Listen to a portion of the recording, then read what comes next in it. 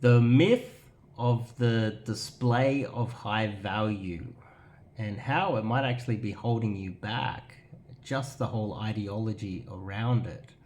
Now, I have heard many times of uh, coaches that have gained some prominence recently talking about DHV, which in turn they were using as a marketing strategy. They were actually DHVing through people who were pretending to be clients when in fact they were just salespeople saying, oh, these coaches are really good. And they were DHVing the clients to get clients, and they use that sales technique to as a strategy to meet and pick up women. When and they also kind of stole the whole idea of the DHV from Mystery himself in the past.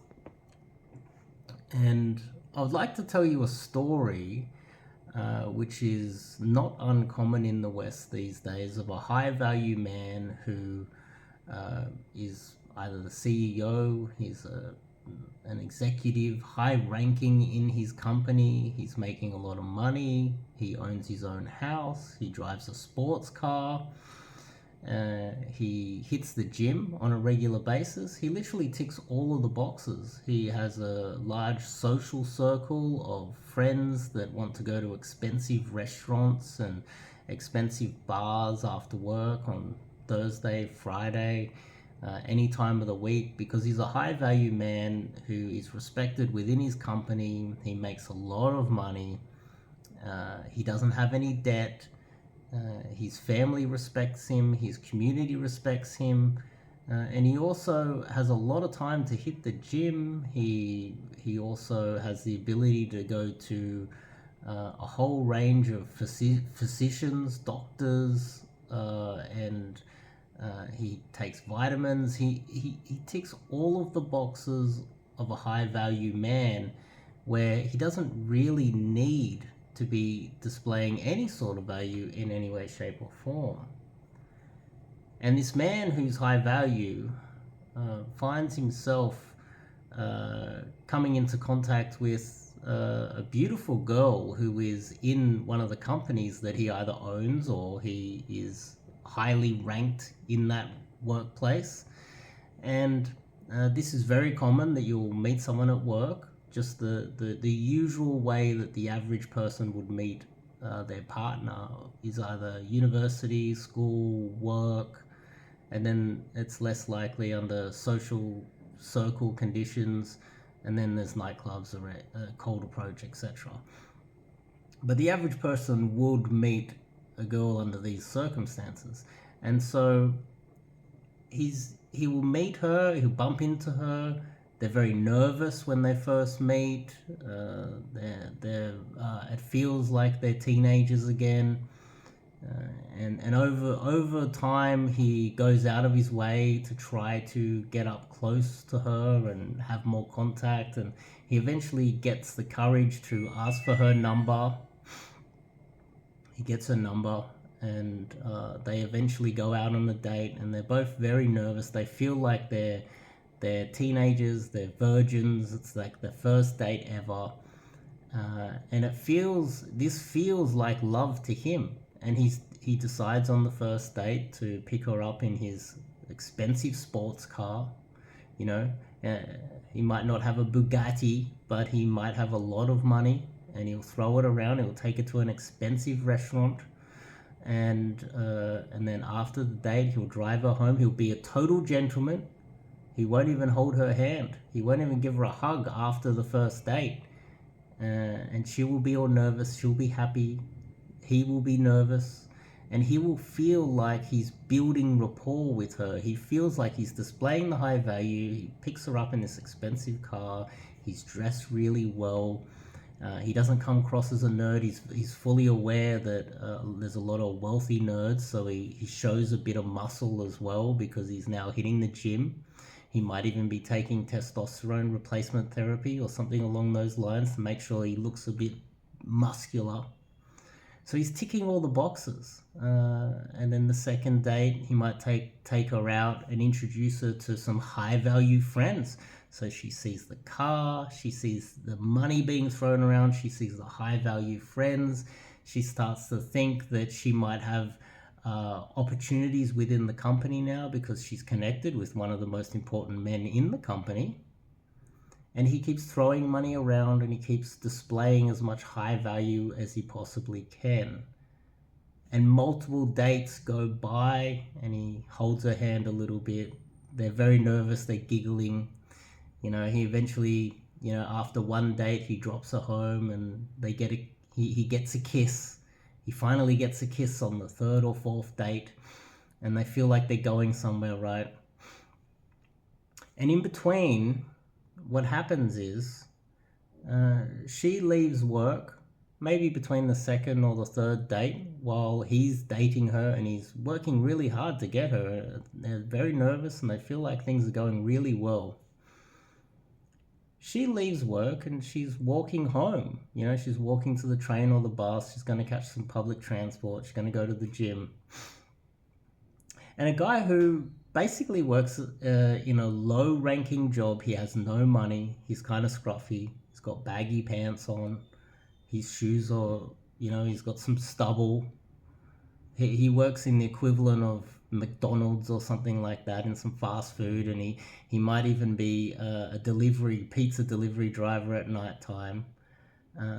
And this guy who's a little bit rough around the edges, he's not as muscular as the rich guy. He doesn't have a good car.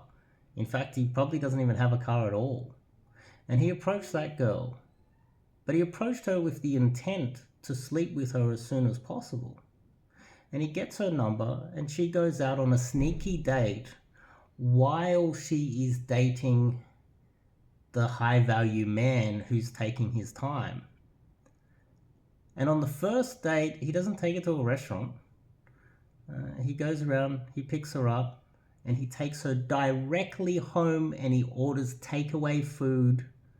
They sit on his bed in his tiny little rough apartment, and he sleeps with her.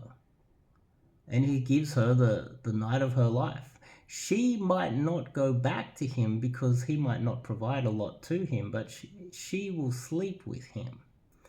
And the only reason why she may or may not go back to this guy is because she has herself, the guy who's displaying high value, showing a lot of value and letting her know that he's got all these extra things that he can provide her, basically almost like a pay pig, almost like a simp, almost like someone who's friend zoned until he provides enough value. And maybe eventually down the track, she might get bored dating the high value man and go back and sleep with the guy who's a little bit rough around the edges. And this is happening every day in the West. Now, the whole idea that you need to display high value and you need to look for, you need to be this man, this red-pilled man that has money, status, the car, the house. It's just not needed in the West, and that's basically because women in the West have access to all the food, the shelter, the entertainment that they need. They don't need you're overkilling her with, it's overkill. The sports car's not even needed in the West. The whole idea that a woman can look at your sports car and understand how much it costs and how much work went into you acquiring that, they just don't understand it. They don't understand what it's like to pay off a mortgage or own a house, or very few have worked really hard without the political help of the corruption in the West to get to where they are. So they don't understand where you're at and how you got there. If anything, they just see it as overkill. And so by displaying a lot of high value and taking your time and being a respectful gentleman, you're kind of ruining your dating life. And this example is being replicated all across the West. And a lot of the times, the guy who lives in the crappy, dirty little one-bedroom apartment that doesn't have a car and he delivers pizzas at night and works in McDonald's, is sleeping with the hottest girls, because in a way they don't need that. And the type of girl who's going to go for you because you've displayed high value is a gold digger, and that's someone that you don't even want anyway. She's more likely to fall in love with the broke guy, and it's more likely to be a real connection. And so that's something that I want you guys to ponder. And then ask yourself, are you getting enough leads? Are you meeting enough women? Is this you? And if this is you, then I suggest you try out my 30-day challenge. The digital products that I've got in the description or on my website, 30-day challenge, which is how to approach girls and pick them up. I'm prime example of someone who's been broke forever and picked up a lot of those beautiful girls that the high value guys want. In fact, I dare admit it publicly that I've been to the apartments of some of these high value men's place to sleep with their girlfriends while they're famous on TV. By just approaching them in the street, and it's more of an authentic connection. It's more exciting for everybody. And if you're one of those guys, you're doing it wrong, maybe you should learn to do this. Sign up to some online coaching. If you've got enough money, a few phone calls is basically free and it'll change your life. It's basically free phone calls. You have to pay for them, but it will change your life if you're one of these guys that's out there doing the displaying high value and trying to get ahead that way. It's not optimized for Western society. It's just not. It's not going to get you anywhere, and it's not going to work.